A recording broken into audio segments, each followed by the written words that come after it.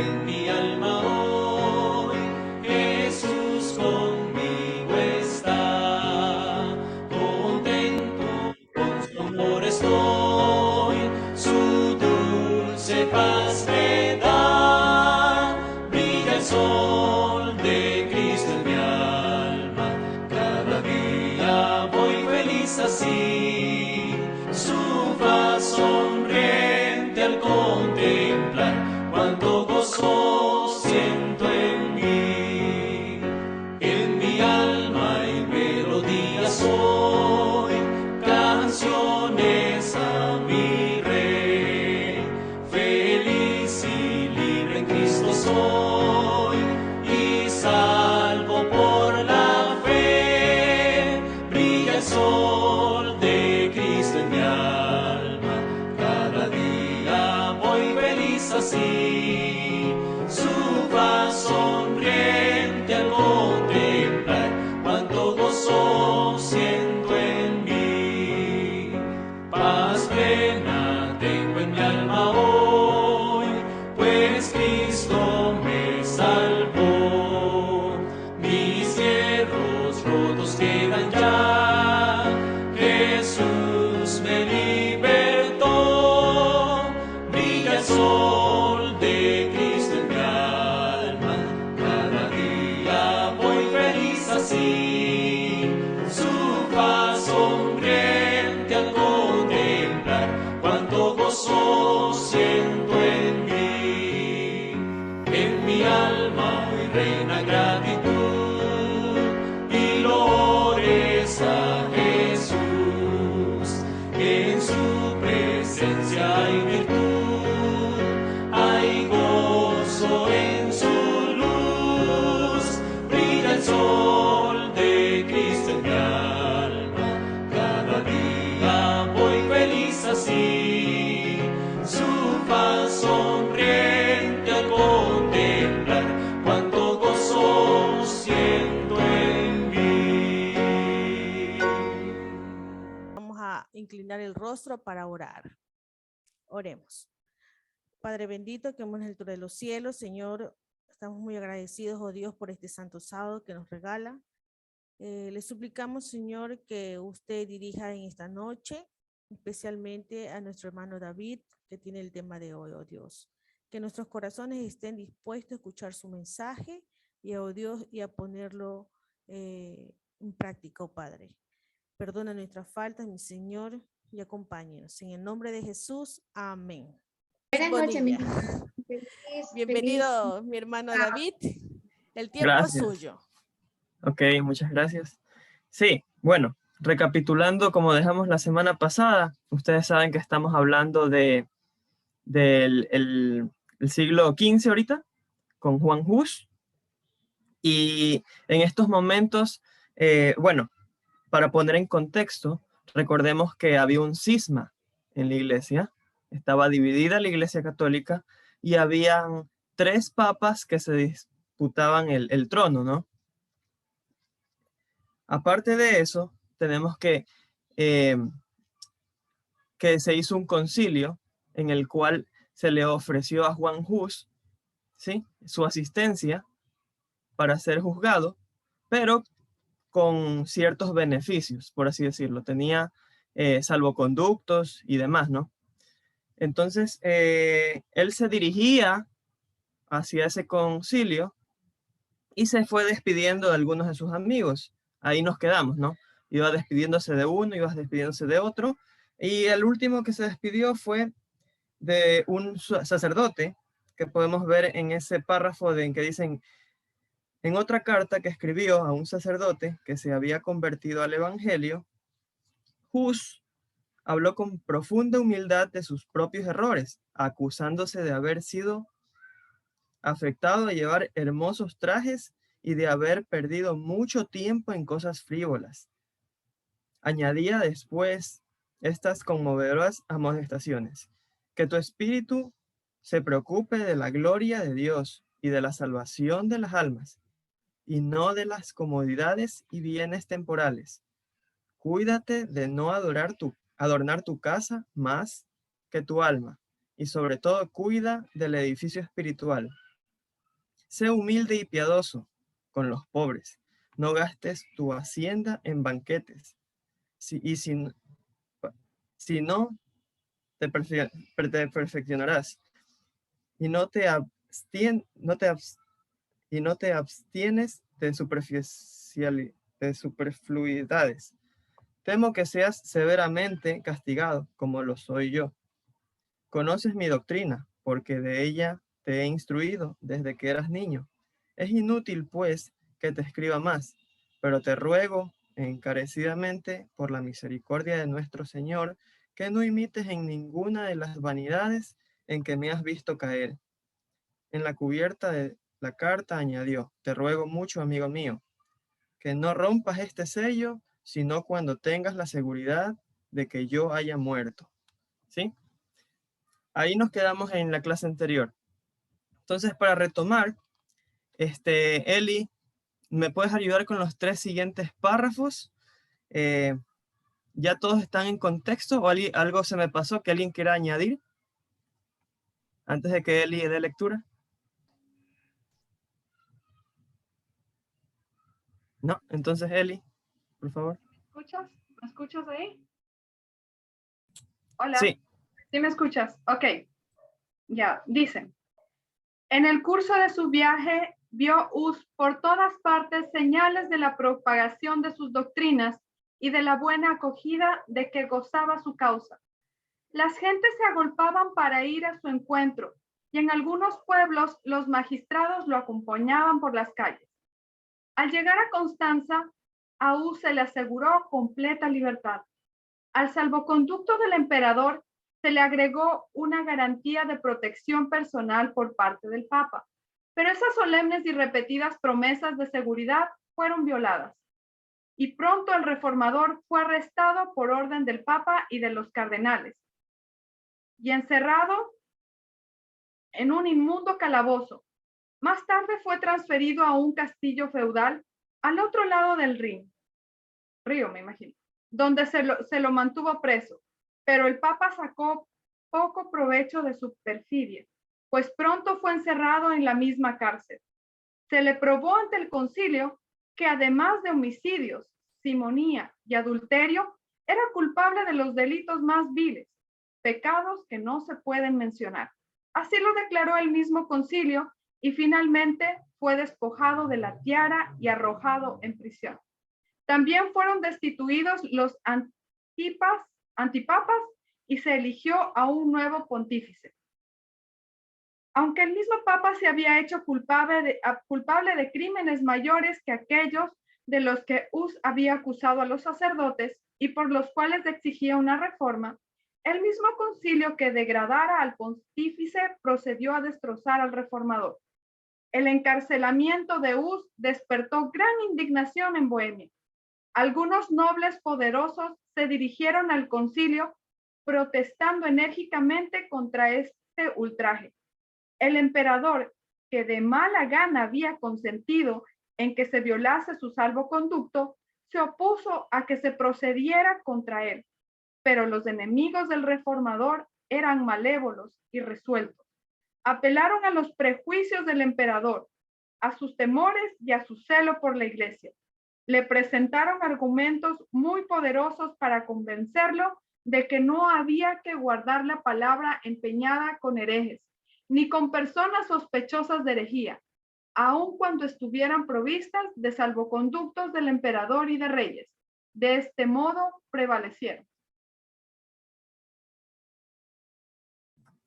Sí, aquí vemos también qué le pasó al actual Papa, ¿no? Por todos sus pecados que había cometido, fue llevado a prisión. También tenemos en cuenta de que Hus no tenía un salvoconducto, tenía algunos salvoconductos. Aquí, como podemos ver en la diapositiva, no sé si pueden observarla, tenía del rey de Bohemia, del emperador Segismundo, que este emperador hay que ponerle ojo porque de aquí va a trascender hasta los siguientes capítulos debido a su mala fama que se va a ganar a partir de ahora. Y la garantía de protección personal del Papa. Tenía 3 por así decirlo, protecciones humanas. Entonces, hermana Margie, ¿podría ayudarnos con los 3 siguientes capítulos, por favor? Amén. Ya. Debilitado por la enfermedad y por el encierro, pues el aire húmedo y sucio del calabozo le ocasionó una fiebre que estuvo a punto de llevarle al sepulcro. Hus fue al fin llevado ante el concilio. Cargado de cadenas, se presentó ante el emperador que empeñaba su honor y buena fe en protegerle. Durante todo el largo proceso sostuvo Hus la verdad con firmeza, y en presencia de los dignatarios de la Iglesia y del Estado allí reunidos, elevó una enérgica y solemne protesta contra la corrupción del clero. Cuando se le exigió que escogiese entre retractarse o sufrir la muerte, eligió la suerte de los mártires. El Señor le sostuvo con su gracia. Durante las semanas de padecimientos que sufrió ante su muerte, la paz del cielo inundó su alma. Escribió esta carta y decía a un amigo, en la cárcel y con la mano encadenada, esperando que se cumpla mañana mi sentencia de muerte. En el día aquel en que por gracia del Señor nos encontremos otra vez gozando de la paz deliciosa de ultratumba, sabrás cuán misericordioso ha sido Dios conmigo y de qué modo tan admirable me ha sostenido en medio de mis pruebas y tentaciones. La oscuridad de su calabozo previó el triunfo de la fe verdadera, volviendo en sueños a su capilla de Praga donde había predicado el evangelio. Vio al Papa y a sus obispos borrando los cuadros de Cristo que él había pintado en sus paredes. Este sueño le aflige, pero el día siguiente ve muchos pintores ocupados en restablecer las imágenes en mayor número y colores más brillantes. Concluido este trabajo, los pintores rodeados de un gentío inmenso exclaman, que venga ahora papas y obispos, ya no las borrarán jamás. Al referirse el reformador, su sueño añadió, tengo por cierto que la imagen de Cristo no será borrada jamás. Ellos han querido destruirla, pero será nuevamente pintada en los corazones por unos predicadores que valdrán más que yo. ¿Está ahí? Gracias, hermana. Sí, aquí podemos observar también otro cuadro que Hus tiene de un sueño, donde le ven borrando, ¿sí?, a Jesús, mientras que después ve que otros, los más personas, comienzan a pintarlo, ¿no? Tomando en cuenta que ya sabemos que el cristianismo se proliferó en el siguiente siglo, ¿no? Y más o menos así eran las cárceles, como ven en pantalla, de esa época. Dice la lectura que estamos haciendo, de que eran húmedas y tenían bastantes olores feos. Sí, más adelante quizás lo menciona. Aquí podemos ver a Juan 23, que es el papa que, bueno, que fue acusado por todos esos cargos que pueden ver en pantalla: homicidio, sinomía, adulterio y otros males que no se pueden mencionar según este libro. ¿Ya? Y ahora sí llegamos a la parte donde él va a defender, ¿no?, por última vez la fe. No sé si, hermana Ana, ¿puede seguir con los 3 siguientes párrafos, por favor? Sí, sí. Por última vez fue llevado Hus ante el concilio. Era esta una asamblea numerosa y deslumbradora. El emperador, los príncipes del imperio, diputados reales, cardenales, obispos y sacerdotes, y una inmensa multitud de personas que habían acudido a presenciar los acontecimientos del día. De todas partes de la cristiandad se habían reunido los testigos de este gran sacrificio. El primero era la larga lucha entablada para asegurar la libertad de conciencia.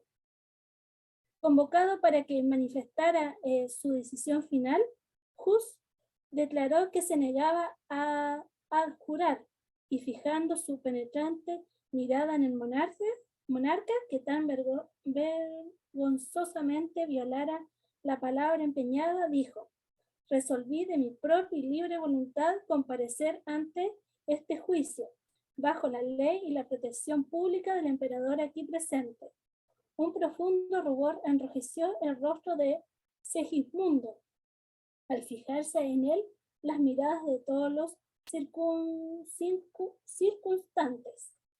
Habiendo sido pronunciada la sentencia, comenzó la ceremonia de degradación. Los obispos vistieron a sus prisioneros con el hábito sacerdotal y al recibir esta vestidura dijo: nuestro Señor Jesucristo fue vestido con una túnica blanca con el fin de insultarlo cuando Herodes lo envió a Pilato. Habiéndosele exhortado otra vez a que se retractara, replicó mientras miraba a la gente: entonces, ¿con qué cara me presentaría en el cielo? ¿Cómo miraría a esas multitudes de seres a quienes he predicado el evangelio puro? No estimo su salvación más que este pobre cuerpo destinado a morir. Las vestiduras le fueron quitadas una por una, y cada obispo pronunciaba una maldición cuando le tocaba tomar parte en la ceremonia. Por último, colocaron sobre su cabeza una gorra o mitra de papel con forma de piramidal, en la que estaban pintadas horribles figuras de demonios y en cuyo frente se destacaba esta inscripción: el archihereje, Hus dijo muy gozosamente: llevaré por ti esta corona de oprobio, oh Jesús, ya que llevaste por mí una de espinas. Acto seguido, los prelados dijeron: ahora dedicamos tu alma al diablo. Pero Hus, levantando sus ojos al cielo, dijo: y yo en tus manos encomiendo mi espíritu, oh Señor Jesús, porque tú me redimiste. Luego fue entregado a las autoridades seculares y conducido al lugar de la ejecución. Iba seguido por una inmensa procesión formada por centenares de hombres armados, sacerdotes y obispos con sus costosas vestiduras, y por los habitantes de Constanza. Cuando le sujetaron a la estaca y todo estuvo dispuesto para encender la hoguera, se instó una vez más al mártir a que se salvara retratándose de sus errores. Hus dijo: ¿A cuáles errores debo renunciar? De ninguno me encuentro culpable. Tomó Dios por testigo de que todo lo que he escrito y predicado ha sido con el fin de rescatar a sus almas del pecado y la perdición. Por tanto, muy gozosamente confirmaré con mi sangre esa verdad que he escrito y predicado. Cuando las llamas comenzaron a arder en torno de él, principió a cantar: Jesús, hijo de David, ten misericordia de mí. Y continuó hasta que su voz enmudeció para siempre. Sus mismos enemigos se conmovieron frente a tan heroica conducta. Un celoso partidario del Papa, al describir el martirio de Hus y de Jerónimo, que murió poco después, dijo: ambos se portaron como valientes al aproximarse su última hora. Se prepararon para la hoguera como si estuvieran yendo a una boda. No dejaron oír un grito de dolor. Cuando subieron las llamas, comenzaron a cantar himnos, y apenas podía la vehemencia del fuego acallar sus cantos. Amén. Amén. Gracias, hermana Ana. Hasta ahí un Ya. ratito. Ya.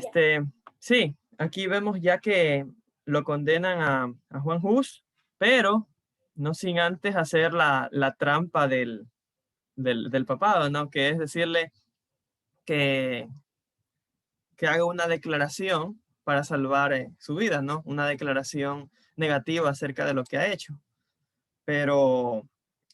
Y eso es lo que básicamente va a repetirse en la historia, ¿no? O sea, hasta el último van a querer que demos un falso testimonio de nuestras creencias. Por eso es importante estar fundamentados, tener buenas bases sólidas en el Evangelio, ¿no? Para no llegar a este punto. Ahora vamos a ver un poquito más adelante un ejemplo donde una persona sí le falló esa parte. Pero aquí, como pueden ver en la imagen, esta es la corona en la parte derecha, ¿sí? De forma piramidal, que es una corona del mitraísmo, que se le colocaron a Juan Hus de manera de burla, ¿no? Así como a Jesús le colocaron la corona de espinas, ¿no? De manera de burla. El significado de las mitras son bastante gnósticos, pero en representación simbólica representan que el que las tiene es como, por así decirlo, un dios, ¿ya? Así como quisieron representarlo como que era un dios a Juan Hus, con una corona de estas, ¿no? Pero obviamente en el sentido como que irónico, ¿no? Como lo mismo que le dijeron a Jesús, rey de los judíos, entonces darle una corona, ¿no? De espinas. Y le pusieron estos, una especie de demonios en esas pirámides. Aún así, Juan Hus no se dejó impresionar mucho por esto, simplemente dijo, se fue a las escrituras, no. Si Hus no hubiera leído muchas las escrituras, hubiera estado un poco más en aprieto. Simplemente recordó que Jesús sufrió eso ya y que realmente él lo podía soportar de una manera, ¿no? De buena manera. Y aquí vemos cómo en esta imagen están a punto de quemar a Juan Hus.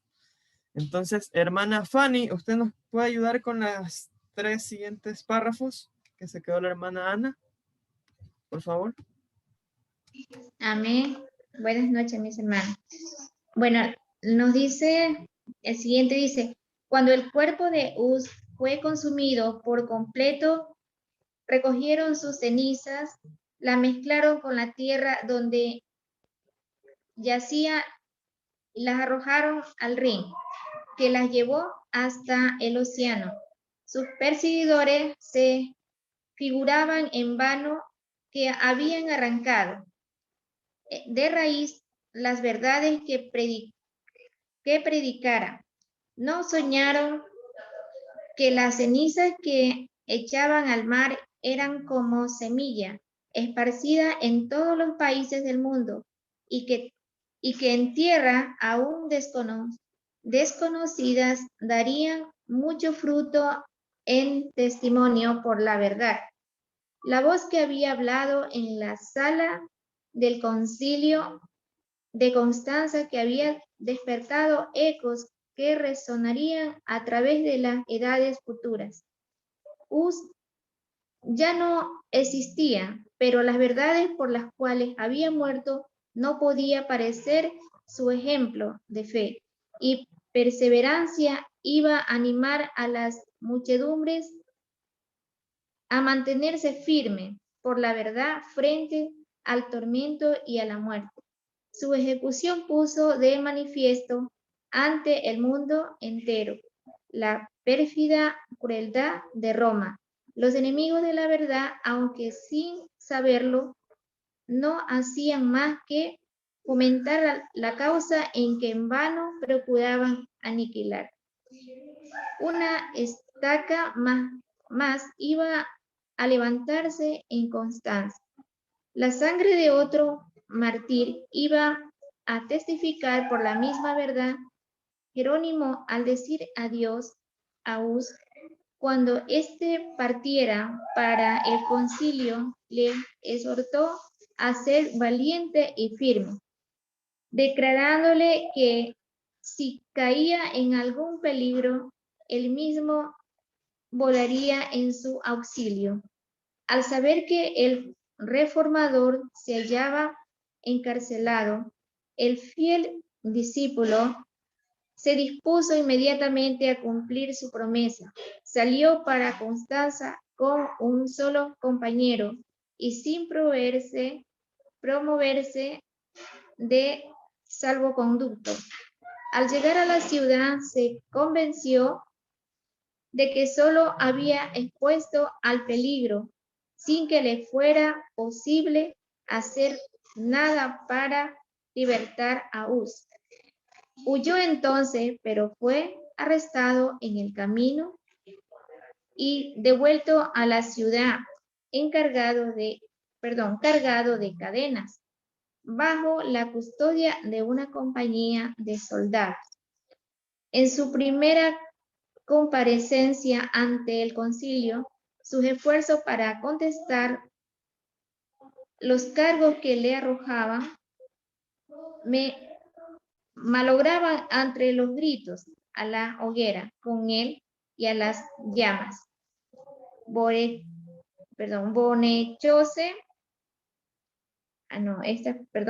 fue dice arrojado en un calabozo, los encadenaron en una postura muy penosa y lo tuvieron a pan y agua. Después de algunos meses, las crueldades de su prisión causaron a Jerónimo una enfermedad que puso en peligro su vida, y sus enemigos, temiendo que se les escapase, le trataron con menos severidad, aunque dejándole en la cárcel por 1 año. La muerte de Uz no tuvo el resultado. ¿Sigo?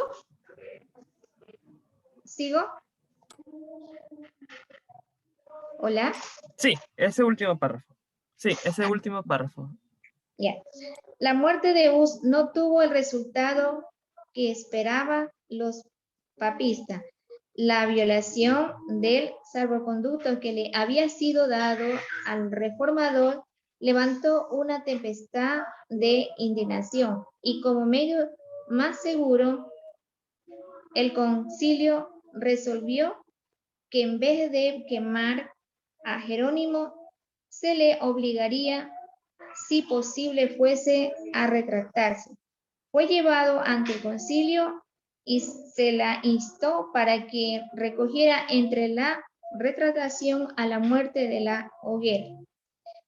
Haberle dado muerte al principio de su encarcelamiento hubiera sido un acto de misericordia en comparación con los terribles sufrimientos a que le sometieron.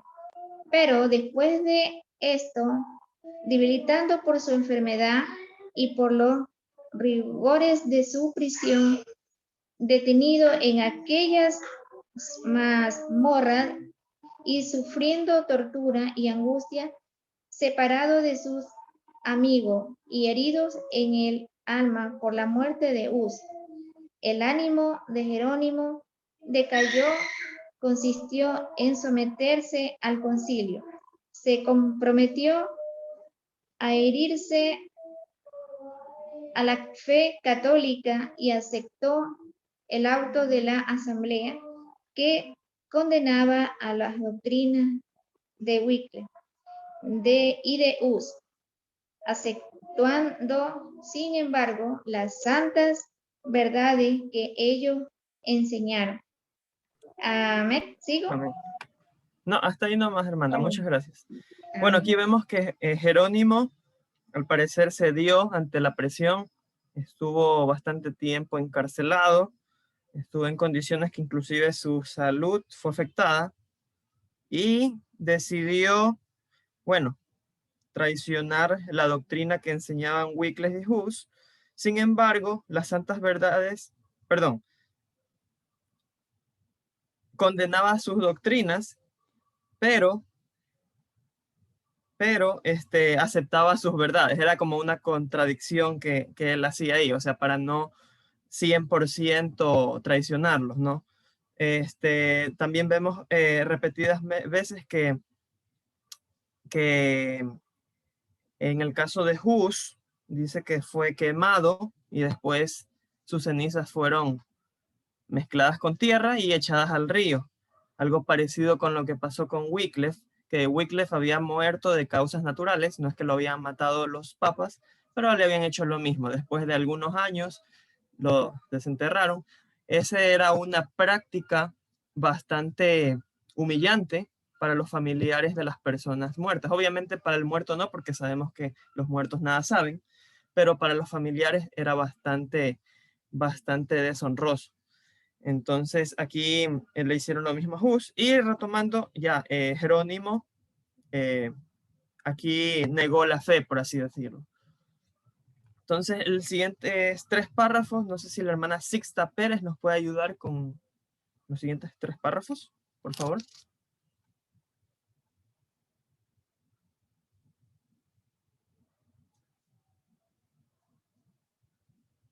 Hermana, tiene que poner el micrófono activado. Y para la siguiente persona que quiera leer, puede escribir en el chat o puede alzar la mano para darle la oportunidad también. ¿Ya? Ok, ya, perdón. Ya. Por medio de semejante experiencia, Jerónimo trató de acallar la voz de su conciencia y librarse de la condena, pero vuelto al calabozo, a solas consiguió mismo percibió la magnitud de su acto. Comparó el valor y la felicidad de Uz con sus propios retractación. Pensó en el divino maestro a quien él se había propuesto servir y que por causa suya sufrió la muerte en la cruz. Ante de sus atractación, había hallado consuelo en medio de su sufrimiento, seguro del favor de Dios, pero ahora el remordimiento y la duda torturaba su alma. Harto sabía que tendría que hacer otra retractación para vivir en paz con Roma. El sendero que empezaba a recorrer la llevaría infaliblemente a una completa apostasía. Resolvió no volver a negar al Señor para librarse de un breve plazo de padecimiento. Pronto fue llevado a otra vez ante el concilio, pues sus declaraciones no habían dejado satisfecho a los jueces. La sed de sangre despertaba por la muerte de Uz. Declaraba nueva víctima, solo completa abjuración. Podía salvar de la muerte al reformador, pero este había resuelto confesar su fe y seguir hasta la hoguera a su hermano mártir. Desvirtuó su anterior retractación y a punto de morir exigió que se diera oportunidad para defenderse. Temiendo los prelados el afecto de su palabra, insistieron en que él se militara en afirmar o negar lo bien fundado de los cargos que se le habían que se le hacían. Jerónimo protestó contra tamaña crueldad e injusticia. Me habéis temido, encerrado, dijo, durante 340 días en una prisión horrible, en medio de inundicia, en un sitio malsano y pestilente, y falso de todo en absoluto. Me traéis hoy ante vuestra presencia y tras de haber prestado oído a mis acérrimos enemigos, negáis a oírme, si en verdad sois sabio. Así soy la luz del mundo.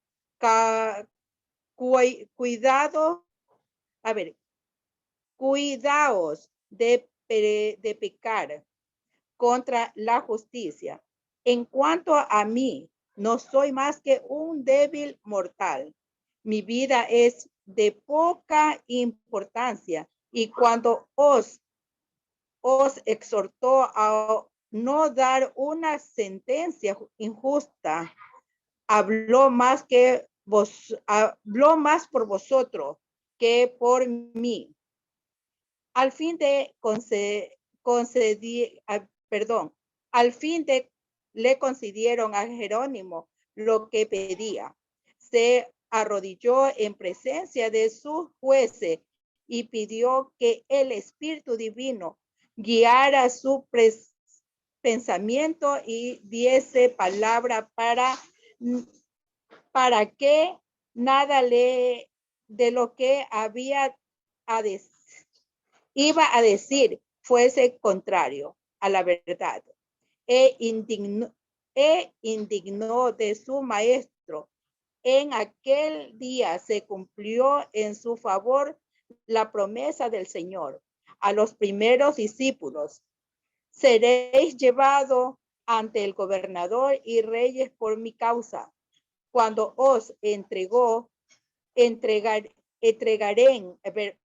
entregaren, no os afanéis sobre cómo o qué habéis de decir, porque en aquella misma hora os será dado lo que habéis de decir.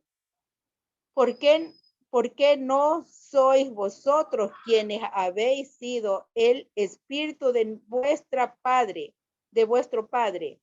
que palabra de produjeron y admiración aún a sus enemigos? Por espacio de todo un año había estado encerrado en un calabozo sin poder leer ni mental, y no obstante supo presentar sus argumentos contra claridad y con tanta fuerza como si hubiera podido estudiar constantemente. Llamó a la atención de sus oyentes a la gran lista de santos varones que habían sido condenados por jueces injustos. En casi toda generación hubo hombres, por más que procuraba el nivel moral del pueblo de su época, eran despreciados y rechazados, pero que en tiempos ulteriores fueron reconocidos dignos de recibir honor. Cristo mismo lo condenó como malhechor por un tribunal único. Gracias, hermano. Hasta ahí nomás, ¿o sigo? No, hasta ahí nomás. Es que quería aclarar una cosita. Es interesante que los papas no querían que Jerónimo hable. O sea, igual estuvo encerrado un año en la cárcel, casi enfermo, sin ver la luz. Y aún así, solamente escucharon la parte acusadora, pero nunca la parte defensora. Bueno, uno ya sabía que iban a fallar en contra de Jerónimo, ¿no? Pero aún así, el derecho está en que se escuchen ambas partes, no solo una. Y interesante porque quisieron hasta lo máximo que él no hable. Ya él tuvo que ponerse a acusarlos de que realmente le han tenido en un lugar feo y que no lo dejen ni siquiera hablar ni defenderse. Él ya sabía que iba a morir, pero era interesante dar el testimonio final, ¿no? Y en base a eso se cumple la promesa de Mateo 10, ¿no? De que dicen que si nosotros somos llevados ante gobernantes, ante concilios, ¿sí? No nos preocupemos por lo que debemos de decir en ese momento, porque en ese mismo momento, ¿sí? ¿Qué dice la Escritura? Que vamos a tener el entendimiento para poder citar la palabra de Dios de manera poderosa. Y eso es lo que le pasó a Jerónimo. Jerónimo no había, aquí dice que no había estudiado en todo un año. Imagínense que ustedes tengan que dar una prédica, ¿sí? Pero no estudiaron, no estudiaron la palabra de Dios por un año y ni siquiera vieron la luz. y para colmo estar enfermos y a punto de morir. Realmente aquí se cumple la promesa de Dios, ¿no? Acerca de eso y de lo que se va a cumplir en el futuro. Entonces, el hermano Franklin, para que nos ayude con el siguiente, por favor, los siguientes 3 párrafos.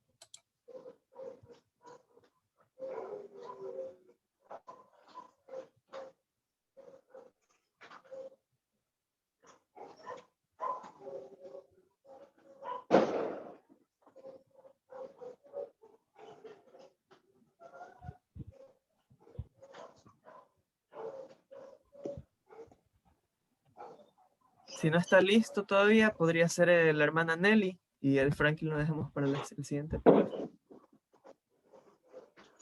Buenas noches, hermanos y hermanas. Buenas, ¿cómo le va, hermana? ¿Nos puede ayudar con los 3 párrafos hasta que venga el hermano Franklin? Claro que sí. Dice, expresóse en estos términos. Conocí a Juan Hus desde su niñez. Era el hombre más excelente, justo y santo, pero no por eso dejó de ser condenado. Y ahora yo también estoy listo para morir. No retrocederé ante los tormentos que hayan preparado para mí y mis enemigos. Los testigos falsos, los cuales tendrán que ser llamados un día a cuentas por sus imposturas ante el gran Dios a quien nadie puede engañar. Al censurarse a sí mismo por haber negado la verdad, dijo Jerónimo, de todos los pecados que he cometido desde mi juventud, ninguno pesa tanto sobre mí, ni me causa tan acerbos remordimientos como el que cometí en este funesto lugar, cuando aprobé la inicua sentencia pronunciada como contra Wycliffe y contra el santo mártir Juan Hus, maestro y amigo mío. Si lo confieso de todo corazón y declaro con verdadero honor que desgraciadamente me turbé cuando por temor a la muerte condené las doctrinas de ellos. Por tanto, ruego al Dios Todopoderoso se digne perdonarme mis pecados, y este en particular, que es el más monstruoso de todos. Señalando a los jueces, dijo con entereza, vosotros condenáis a Wycliffe y a Juan Hus, no porque hubiese invalidado las doctrinas de la Iglesia, sino sencillamente por haber denunciado los escándalos provenientes del clero, su pompa, su orgullo y todos los ciclos de los prelados y sacerdotes. Las cosas que aquellos afirmaron y que son irrefutables, yo también las creo y las proclamo. Sus palabras fueron interrumpidas. Los prelados, temblando de ira, exclamaron, ¿qué necesidad hay de mayores pruebas? Contemplamos con nuestros propios ojos el más obstinado de los herejes. Sin conmoverse ante la tempestad, repuso Jerónimo. ¿Qué? ¿Imagináis que tengo miedo de morir?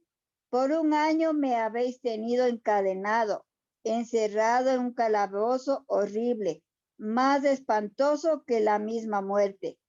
Me habéis tratado con más crueldad que a un turco, judío o pagano, y mis carnes se han resecado hasta dejar los huesos descubiertos. Pero no me quejo, porque las lamentaciones sientan mal en un hombre de corazón y de carácter. Pero no puedo menos que expresar mi asombro ante tamaña barbarie con que habéis tratado a un cristiano. Volvió con esto a estallar la tempestad de ira y Jerónimo fue devuelto en el acto a su calabozo. A pesar de todo, hubo en la asamblea algunos que quedaron impresionados por sus palabras y que desearon salvarle la vida. Algunos dignatarios de la iglesia le visitaron y le instaron a que se sometiera al concilio. Se le hicieron las más brillantes promesas si renunciaba a su oposición contra Roma, pero a semejanza de su maestro, cuando le ofrecieron la gloria del mundo, Jerónimo se mantuvo firme. Probadme con las santas escrituras que estoy en error, dijo él, y abjuraré de él. Las santas escrituras, exclamó uno de los tentadores. Todo debe ser juzgado por ellas. ¿Quién puede comprender si la iglesia no las interpreta? Son las tradiciones de los hombres más dignas de fe que el evangelio de nuestro Salvador, replicó Jerónimo. Pablo no exhortó a aquellos a quienes escribía a que escucharon las tradiciones de los hombres, sino que les dijo, escudriñad las escrituras. Fue la respuesta, me arrepiento de haber estado alegando contigo tanto tiempo. Veo que es el diablo el que te impulsa.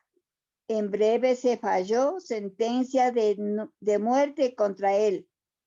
Le condujeron enseguida al mismo lugar donde Hus había dado su vida.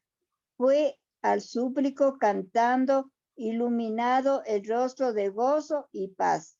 Fijó en Cristo su mirada y la muerte ya no le infundía miedo alguno. Cuando el verdugo, a punto de prender la hoguera, se puso detrás de él, el mártir exclamó, ven por delante, sin vacilar, prenda la hoguera en mi presencia. Si yo hubiera tenido miedo, no estaría aquí. Las últimas palabras que pronunció cuando las llamas le envolvían fueron una oración y dijo, Señor Padre Todopoderoso, ten piedad de mí y perdóname mis pecados, porque tú sabes que siempre he amado tu verdad. Su voz dejó de oírse, pero sus labios siguieron murmurando la oración. Cuando el fuego hubo terminado su obra, las cenizas del mártir fueron recogidas juntamente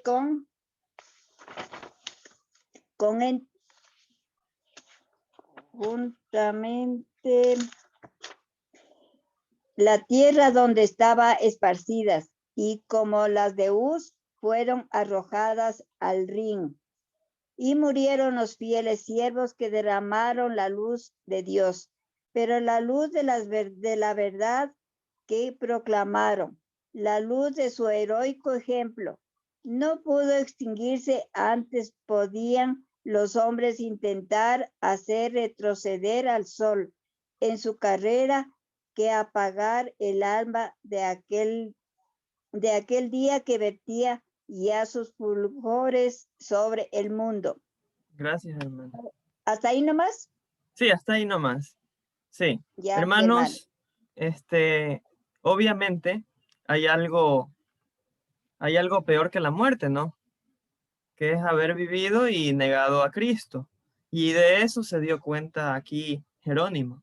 Perdone. El momento que se dio cuenta, él reafirmó su actitud y públicamente dijo este sermón, prácticamente sermón, lo de lo que la hermana Nelly nos ayudó aquí leyendo. Todo esto lo viene narrando Jerónimo, haciendo una profesión de que se había equivocado al haber traicionado la fe que habían sostenido su amigo Hus y anteriormente Wycliffe. Entonces, bueno, aquí también se repite la parte de que lo queman y le tiran las cenizas al río con el fin de deshacerse para siempre de él, ¿no? Pero obviamente ya habíamos aprendido de que eso era un simbolismo también, de que la doctrina iba a ser regada por todo el mundo, porque ese de río Rin desembocaba en un océano, ¿no? Entonces, aquí, bueno, lo que se viene es una completa indignación de los pueblos. Recordemos que esto era territorio protestante donde estaba aconteciendo esto. Esto no era un sitio donde la gente era full católica. No, este era un sitio protestante y dentro de ese sitio protestante estaban aconteciendo estas cosas. Prácticamente a los reformadores, que eran prácticamente los que sustentaban los pilares de la fe en ese entonces, estaban siendo martirizados por la Iglesia Católica y el pueblo estaba ya bien molesto, no solamente con lo de Hus, sino ahora con lo de Jerónimo. Entonces, por eso es que viene ahora la guerra, ¿sí? Entonces, hermano Franklin, no sé si ya llegó. Si no, podría, Mayra, podría también continuar la lectura de los 3 siguientes párrafos, que ya vendría a ser la parte de la guerra que viene, ¿ya? Con un pueblo que se va a denominar como Husita, que son prácticamente de la línea de Juan Hus, ¿sí? Sus seguidores se adoptaron el nombre de Husitas. Si está el hermano Franklin, si no, continúa la hermana Mayra.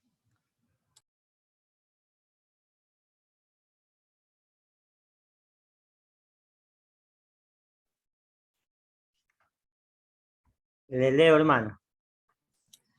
Sí, hermano, muchas gracias. Dice, la ejecución de Hus había encendido llamas de indignación y horror en Bohemia. La nación entera se conmovió al reconocer que había caído víctima de la malicia de los sacerdotes y de la traición del emperador. Se le declaró fiel maestro de la verdad y el concilio que decretó su muerte fue culpado del delito de asesinato. Como consecuencia de esto, las doctrinas del reformador llamaron más que nunca la atención. Los edictos del Papa condenaban los escritos de Wycliffe a las llamas, pero las obras que habían escapado a dicha sentencia fueron sacadas de donde habían sido escondidas para estudiarlas, comparándolas con la Biblia o las porciones de ella que el pueblo podía conseguir, y muchos fueron inducidos así a aceptar la fe reformada. Los asesinos de Hus no permanecieron impasibles al ser testigos del triunfo de la causa de aquel. El Papa y el emperador se unieron para sofocar el movimiento y los ejércitos de Segismundo. Fueron despachados contra Bohemia, pero surgió un libertador, Cisca, que poco después que empezaba la guerra quedó enteramente ciego y que fue, no obstante, uno de los más hábiles generales de su tiempo. Era el que guiaba a los bohemios, confiando en la ayuda de Dios y de la justicia de su causa. Aquel pueblo resistió a los más poderosos ejércitos que fueron movilizados contra él. Vez tras vez el emperador, suscitando nuevos ejércitos, invadió a Bohemia, tan solo para ser rechazado ignominiosamente. Los husitas no le tenían miedo a la muerte y nada le podía resistir. A los pocos años de empeñada la lucha, murió el valiente Cisca, pero le reemplazó Procopio, general igualmente arrojado y hábil, y en varios respectos jefe más capaz. Los enemigos de los bohemios, sabiendo que había fallecido el guerrero ciego, creyeron llegada la oportunidad favorable para recuperar lo que habían perdido. El Papa proclamó entonces una cruzada contra los husitas y una vez más se arrojó contra Bohemia una fuerza inmensa, pero solo para sufrir terribles descalabros. Proclamóse otra cruzada en todas las naciones de Europa que estaban sujetas al Papa. Se reunió dinero, se hizo acopio de armamentos y se reclutaron hombres. Muchedumbres se reunieron bajo estandartes del Papa con la seguridad de que al fin acabarían con los herejes husitas. Confiando en la victoria, un inmenso número de soldados invadió a Bohemia. El pueblo se reunió para defenderse. Los dos ejércitos se aproximaron uno al otro, quedando separados tan solo por un río que corría entre ellos. Los cruzados eran muy superiores en número, pero en vez de arrojarse a cruzar el río y entablar batalla con los husitas a quienes habían venido a atacar desde tan lejos, permanecieron absortos y en silencio mirando a aquellos guerreros. Repentinamente un terror misterioso se apoderó de ellos. Sin asestar un solo golpe, esa fuerza irresistible se desbandó y se dispersó como por un poder invisible. Las tropas husitas persiguieron a los fugitivos y mataron a gran número de ellos. Y un rico botín quedó en manos de los vencedores, de modo que en lugar de empobrecer a los bohemios, la guerra los enriqueció. Gracias, hermanos, gracias. Bueno, solamente para poner un poquito de contexto histórico aquí, los ejércitos que utilizaban los papas para ese entonces eran compuestos, pero principalmente eran la orden de los caballeros templarios, que son una rama de los caballeros de Malta. Como pueden ver en la diapositiva, ese escudo que ven abajo, ese es el escudo emblema de los caballeros de Malta, ¿sí? Eran prácticamente una sección militar, ¿sí? Para proteger al papado y también hacer todo lo que vendría a ser conquistas y todo eso. Aquí como podemos ver que el hermano nos leyó, específicamente ellos superaban en número, no solo en número, sino también en habilidad a los del pueblo de Bohemia, ¿sí? Liderados por Cisca. Si bien es cierto, bueno, Cisca ya para este momento ya murió, ¿sí? Pero recordemos que ellos no tenían mucha experiencia, no tanto en logística, sino en personal, ¿no? En soldados. Pero aún así, en la escritura nos dice que ellos prevalecieron, ¿no? De que Dios les ayudó para no... Inclusive dice que llegaron a tener un rico botín, o sea que se enriquecieron con eso. Y prácticamente no lucharon. Simplemente el ángel de Jehová los espantó, así como espantó tantas veces en el Antiguo Testamento que hemos visto, ¿no? Y esos eran prácticamente el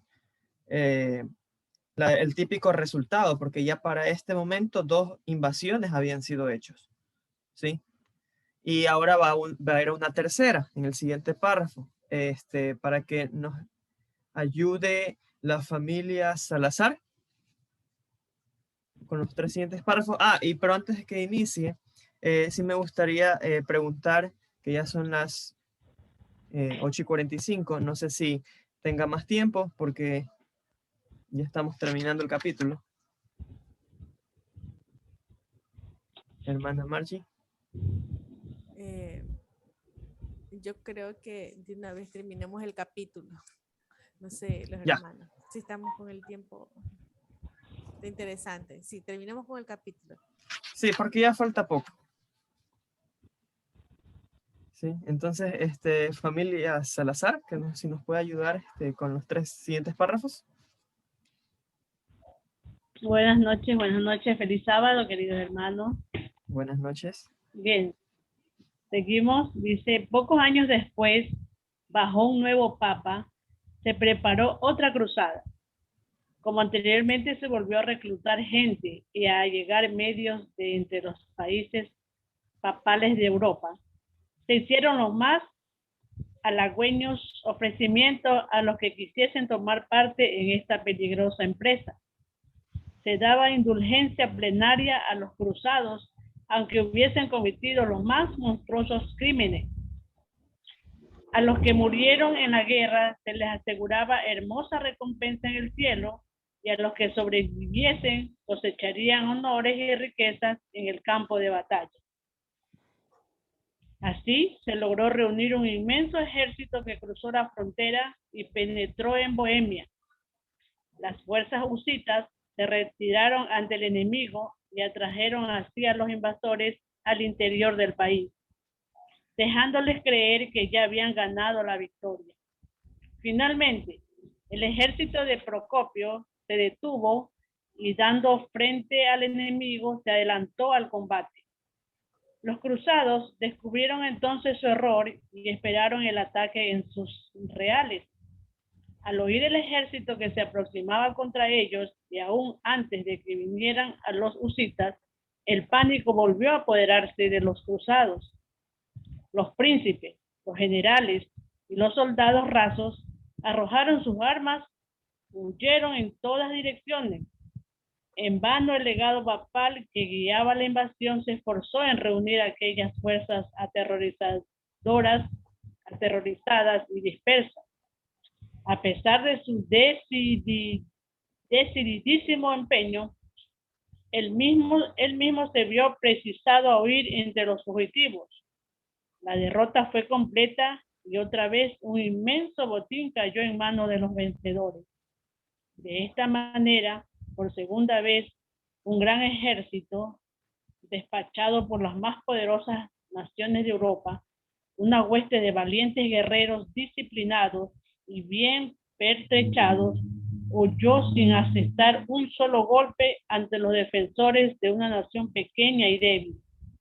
Era una manifestación del poder divino.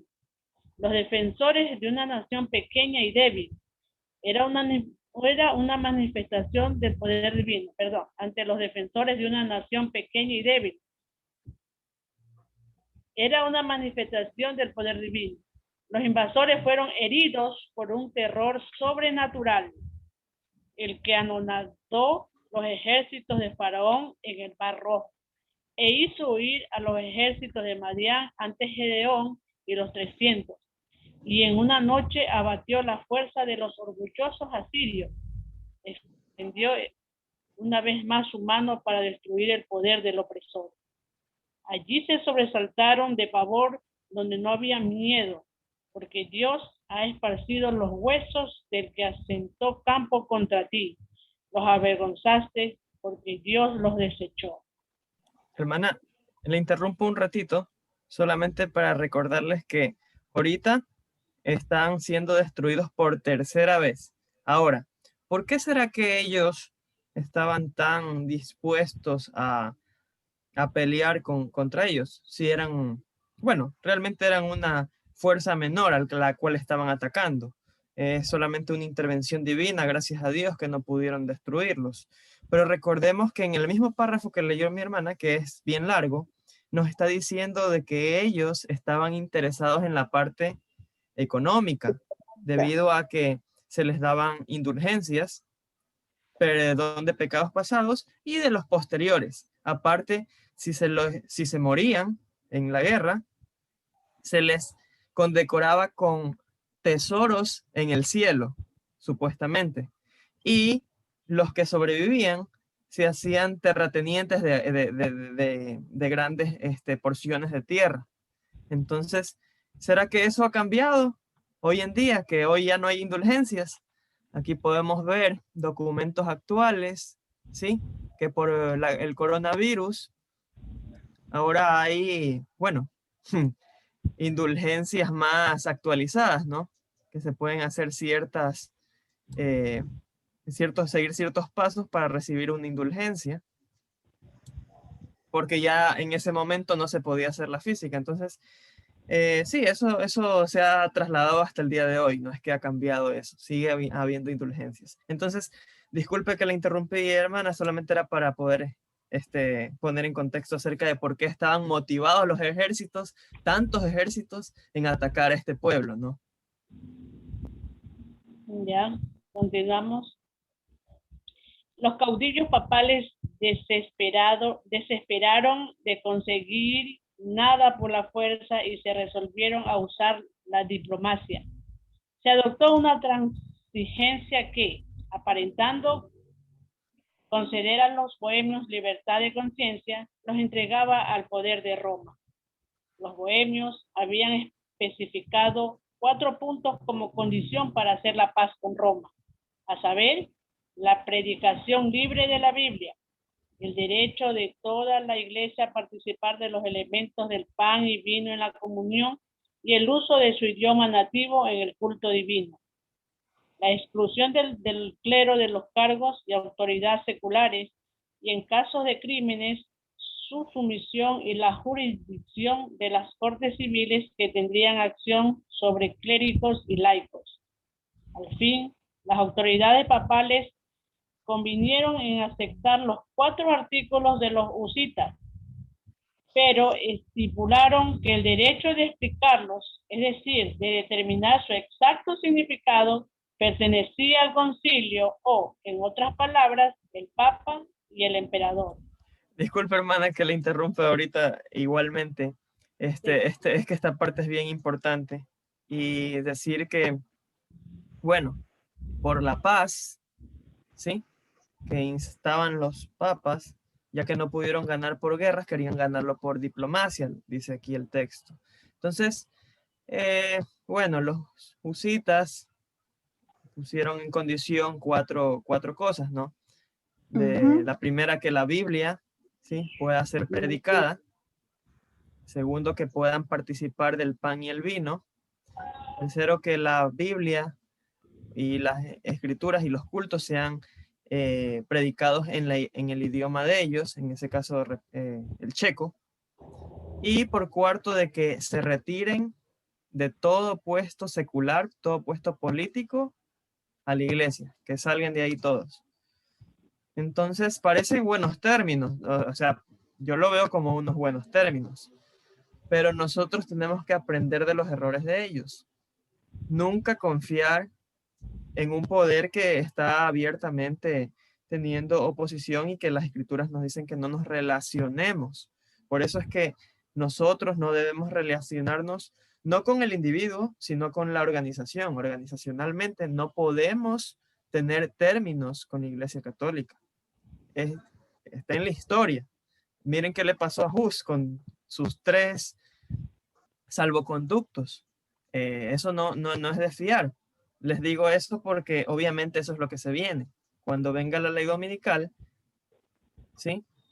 Esto es bien importante. Cuando venga la ley dominical, se va a pedir que hayan acuerdos, ¿sí? Para que no se los toque. Ustedes pueden adorar en sábado, no se los va a tocar. Eso va a haber. La historia se va a repetir. Vamos a tener una posición favorable. No les vamos a tocar a ustedes con su sábado. Pero eso es un engaño, es una trampa, ¿sí? Ya lo pasó Hus, ahora lo va a pasar el pueblo de Bohemia, específicamente los husitas. Disculpe, hermana, que le interrumpí por segunda vez. Ya, seguimos, dice, sobre estas bases se ajustó el tratado y Roma ganó por medio de disimulos y fraudes lo que no había podido ganar en los campos de batalla. Porque imponiendo su propia interpretación de los artículos de los husitas de la Biblia, pudo adulterar su significado y acomodarlo a sus propias miras. En Bohemia, muchos, al ver así defraudada la libertad que ya disfrutaban, no aceptaron el convenio. Surgieron disensiones y divisiones que provocaron contiendas y derramamiento de sangre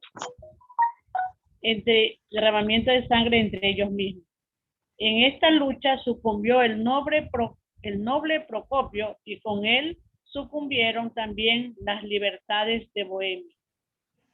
Por aquel tiempo, Segismundo, el traidor de Hus y de Jerónimo, llegó a ocupar el trono de Bohemia y a pesar de su juramento de respetar los derechos de los bohemios, procedió a imponerles el papismo, pero muy poco sacó con haberse puesto al servicio de Roma. Por espacio de 20 años, su vida no había sido más que un cúmulo de trabajos y peligros. Sus ejércitos y sus tesoros se habían agotado en larga e infructuosa contienda. Y ahora, después de un año de reinado, murió dejando el reino en vísperas de la guerra civil y en la posteridad un nombre manchado de infamia. Continuaron mucho tiempo las contiendas y el derramamiento de sangre. De nuevo los ejércitos extranjeros invadieron a Bohemia y las luchas intestinas debilitaron y arruinaron a la nación. Los que permanecieron fieles al Evangelio fueron objeto de encarnizada persecución. En vista de que, al transigir con Roma, sus antiguos hermanos habían aceptado sus errores, los que se adherían a la vieja fe se organizaron en iglesias distintas, que se llamó de los Hermanos Unidos. Esta circunstancia atrajo sobre ellos toda clase de maldiciones, pero su firmeza era inquebrantable. Obligados a refugiarse en los bosques y las cuevas, siguieron reuniéndose para leer la palabra de Dios y para celebrar culto, valiéndose de mensajeros secretos que mandaron a varios países. Llegaron a saber que había diseminados en varias partes algunos sostenedores de la verdad, unos en esta, otros en aquella ciudad, siendo como ellos objetos de encarnizada persecución. Supieron también que entre las montañas de los Alpes había una iglesia antigua que se basaba en las Sagradas Escrituras y que protestaba contra la idolatra corrupción de Roma. Recibieron estos datos con gran regocijo e iniciaron relaciones por correspondencia con los cristianos valdenses. Gracias, hermano. Aquí vemos que los valdenses no se habían muerto, porque se acuerdan que en el capítulo anterior, unos capítulos atrás, infieles portaantorchas, parece que los habían exterminado algunos, pero había quedado también un remanente que no había muerto en esa inquisición que hicieron. Entonces, el último párrafo me puede ayudar, no sé, algún voluntario. Ana Isabel, ¿sí? Dice acá, constante en el Evangelio, los bohemios a través de las tinieblas de la persecución y aún en la hora más sombría volvían la vista hacia el horizonte como quien espera el rayar del alba. Su suerte fue vivir en días malos, pero recordaban las primeras palabras pronunciadas por Hus y repetidas por Jerónimo, de que pasaría un siglo antes que despuntara la aurora. Estas palabras eran para los husitas, los que fueron para las tribus esclavas en tierra de servidumbre, las palabras de José. Yo voy a morir, mas Dios ciertamente os visitará y os hará subir de esta tierra. La última parte del siglo XV vio el crecimiento lento pero seguro de las iglesias de los hermanos. Aunque distaban mucho de no ser molestados, sin embargo gozaron de relativa tranquilidad. A principios del siglo XVI se contaban 200 de su iglesia en Bohemia y Moravia. Tan bueno fue el remanente que sobreviviendo a la furia destructora del fuego y la espada, se le permitió ver la aurora de ese día que Hus había predicho. Ahí, ¿está ahí? Ah, Amén. eso. Sí, ahí, Gracias. sí, gracias, hermano. Ahí podemos ver que estaban prediciendo quién vendría en 100 años después, ¿no? No sé si alguien ya se adelantó sabiendo quién viene después de 100 años.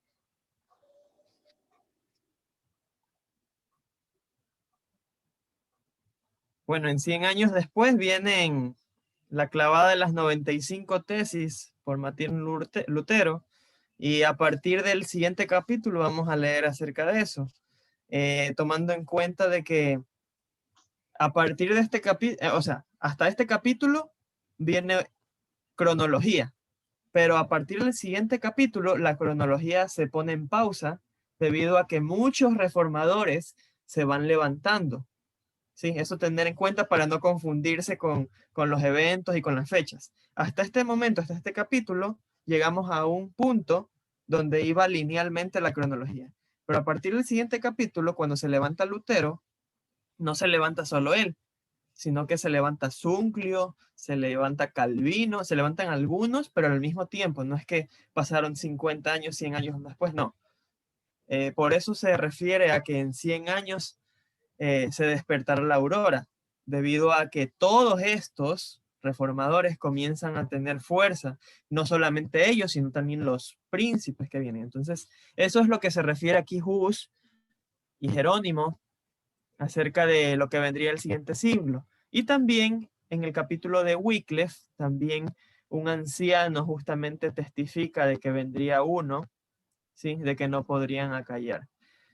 Entonces, eso ha sido el capítulo 6. No sé si alguien quiera comentar algo, preguntar algo, o ya pasamos a la oración.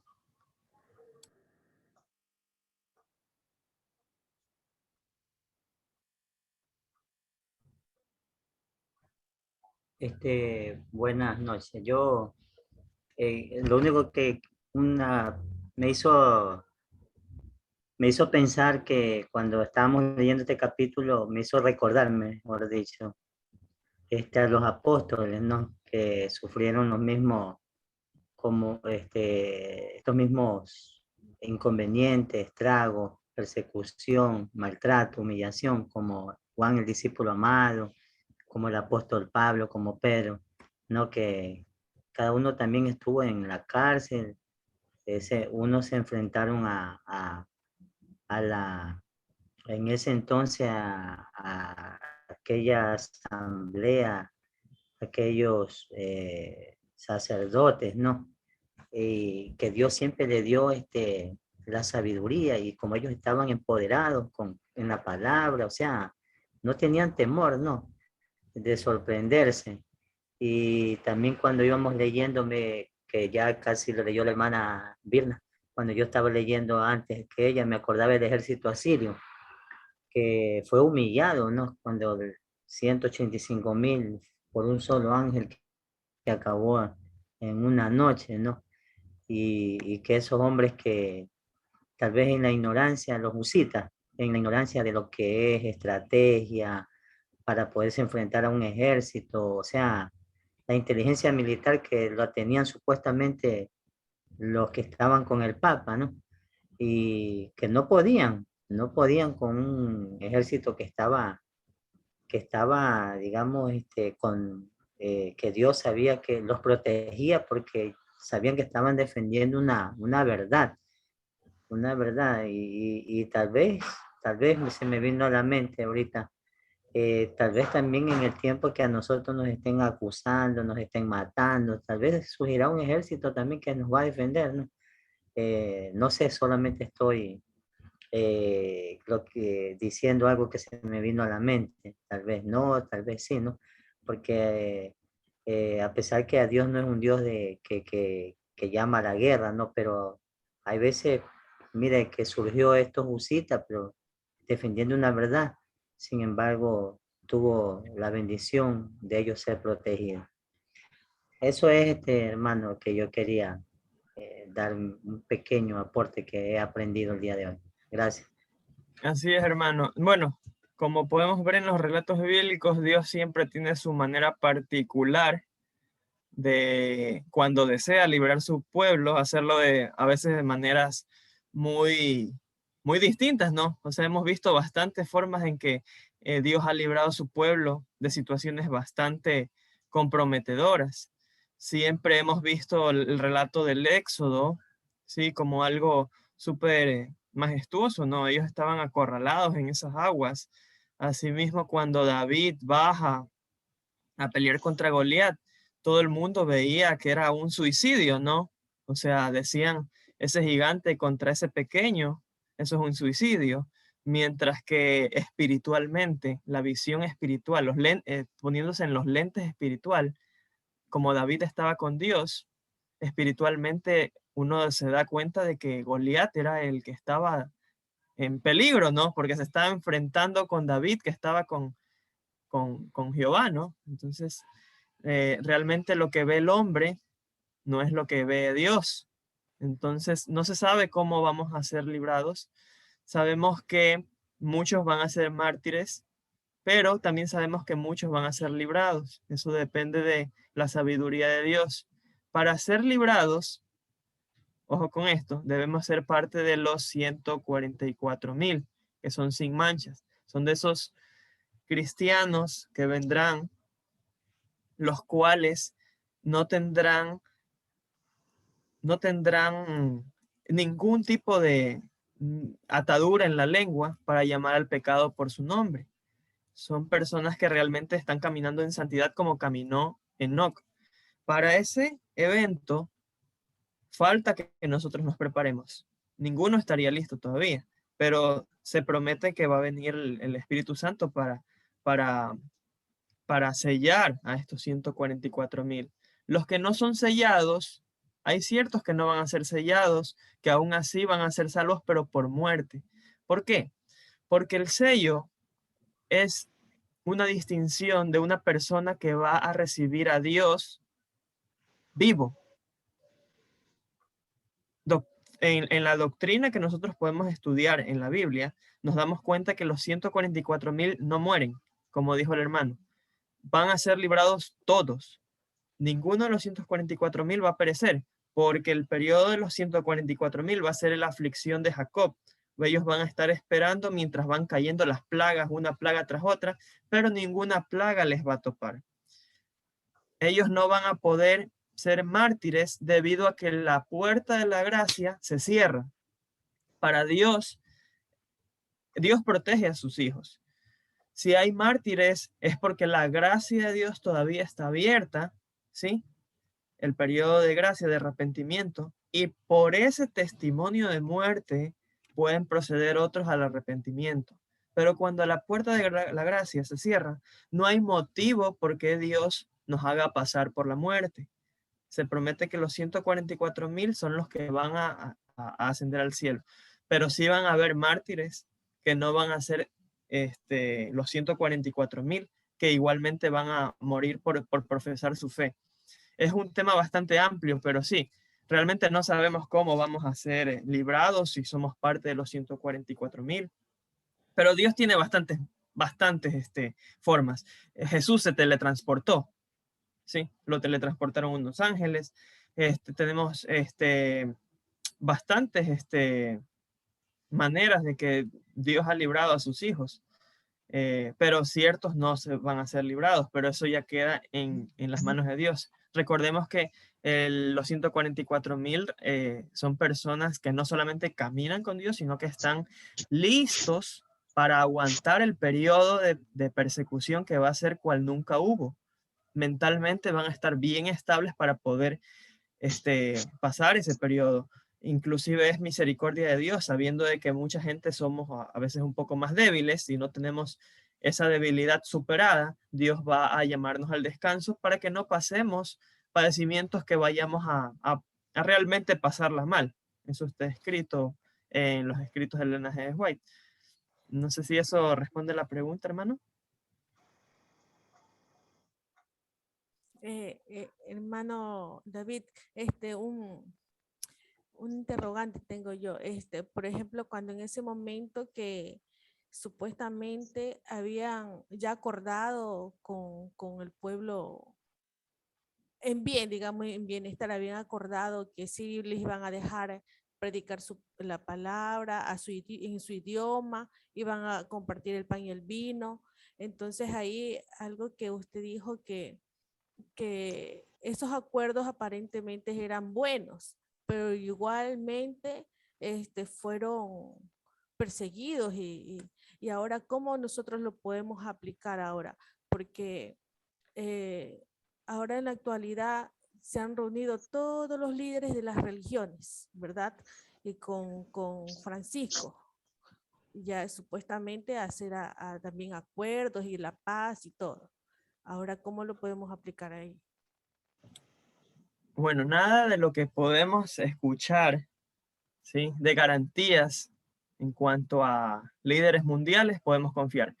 Primero, la palabra de Dios nos recomienda que maldito el hombre que confía en el hombre, no nos manda a confiar en. Claro. Y también es importante rescatar de que no podemos cometer los mismos errores del pasado. Los acuerdos eran muy buenos, o sea, si se los hubiera respetado, esos acuerdos eran perfectos. Lo mismo que pasó con Hus. Tenía sus salvoconductos. Si se los hubiera respetado, tranquilamente, pero no estamos jugando aquí en un terreno justo con el enemigo, ¿no? Que es Satanás principalmente, ¿no? Estamos jugando con un engañador. Por algo se lo refiere así como la serpiente antigua, que engaña a todo el mundo. Engaña a todo el mundo. No es que no engaña a nadie, a todo el mundo lo engaña. Entonces, nosotros ya estamos advertidos de no aliarnos, por más que parezcan promesas buenas, ¿sí? Porque ya lo ha pasado. O sea, ustedes pueden ver 4 tipos de condiciones que eran buenas. O sea, cualquiera hubiera aceptado esos términos. Pero aún así dice la escritura que ellos le dieron vuelta y lo interpretaron de otra manera. Por lo tanto, no valió de nada. Así que no estamos peleando contra un sistema inexperto en engaño. Estamos tratando con un sistema bien experto en los engaños. Así que por eso es que debemos de tener cuidado cada uno. Entonces, nosotros no podemos seguir hombres, sino que seguimos la palabra de Dios. Entonces, por ese motivo, no podemos aceptar nada. Así venga de la misma iglesia, nosotros no formemos parte de eso. Esa es mi recomendación. También lo que me admiró que en el mismo pueblo, digamos, en el mismo terreno protestante, se estaban haciendo tremendas barbaridades de matanza ahí. Entonces, o sea, ellos ya habían invadido todo el territorio, ¿no? Que los habían... Sí, la entrada de los ejércitos fue sumamente fácil debido a que ellos mismos estaban teniendo guerras civiles entre ellos mismos, porque unos aceptaban los acuerdos, otros no aceptaban los acuerdos, entonces Satanás los tenía donde quería, los tenía disputando entre ellos, cosa que tenían la guardia baja, no había unión y venían a invadirlos y tranquilamente hicieron lo que quisieron. Por lo tanto, bueno, una cosa lleva a la otra, ¿no? Sabemos que adoptar falsas enseñanzas, falsas doctrinas, porque eso es aliarse con Roma, ¿no? Va a crear disensión en la iglesia, que va a llevar a una desunión, y si estamos desunidos, fácilmente somos atacados. Por eso es que hay que estar vigilantes, hay que estar constantemente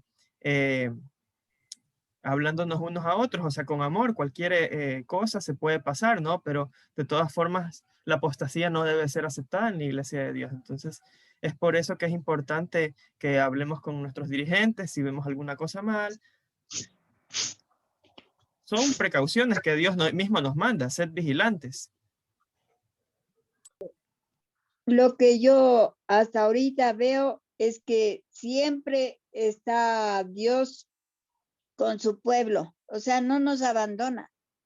Como Él peleó las batallas, ¿no es cierto?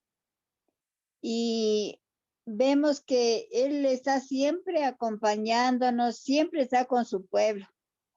O sea, Él no nos abandona en ningún momento. Vemos hasta estas batallas, de esas guerras que había.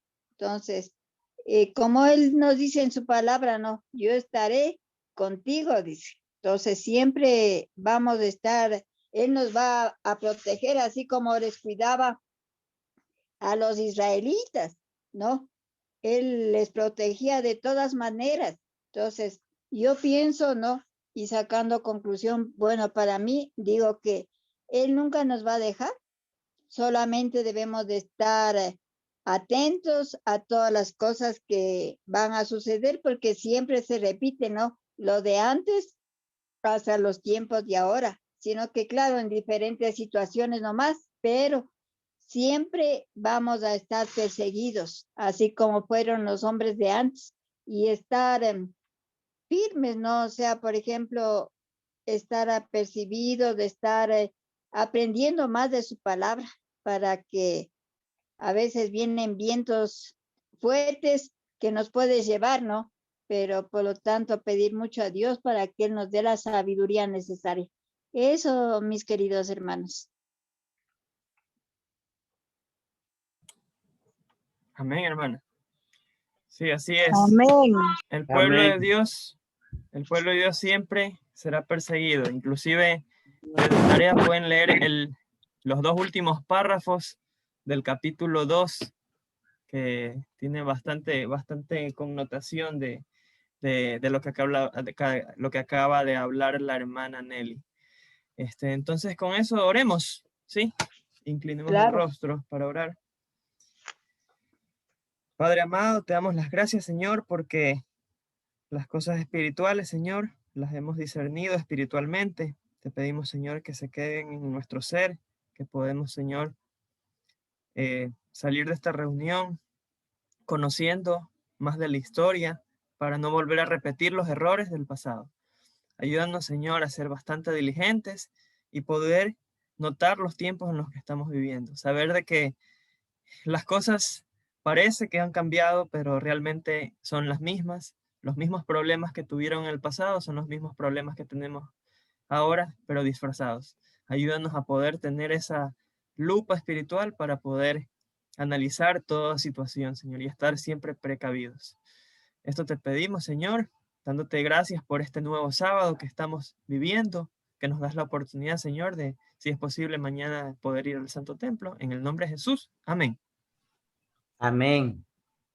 Amén. Amén. Amén. Amén, ¿Cuánto hermano. Que Amén. tenga linda noche. Que Dios lo guarde y Amén. descanse. Amén. Igualmente.